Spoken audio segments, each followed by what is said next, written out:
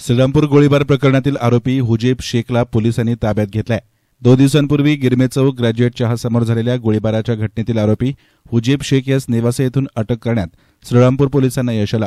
2 आरोपींमध्ये वाद होऊन त्यांनी शहरामध्ये दहशत पसरवण्याचा प्रयत्न केला होता।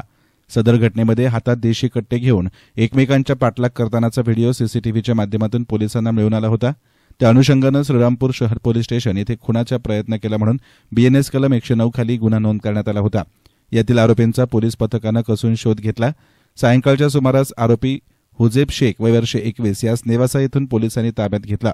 आरोपीनं गुन्ह्याची कबुली दिली असून त्यास अटक करण्यात आली आहे। इतर फरार आरोपींचा देखील पोलीस शोध घेत आहेत।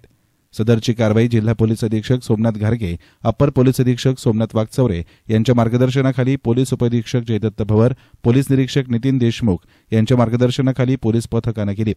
सदरच्या गुन्ह्यामागचं नेमकं कारण काय, आरोपीनं गुन्ह्यात वापरलेला देशी कट्टा कुठून खरेदी केला याबाबत पुढील तपास पोलीस करतायत। सदर घटना ही ससानी यांच्या घराजवळ घडली असून आमदार हेमंत ओगले यांनी सदर थरार पाहिला। त्यांनी अशा विघातक प्रवृत्तींचा बंदोबस्त व्हावा यासाठी पोलिसांना स्पष्ट सूचना दिल्या आहेत। येस मीडियासाठी प्रतिनिधी युनुस इनामदार, श्रीरामपूर।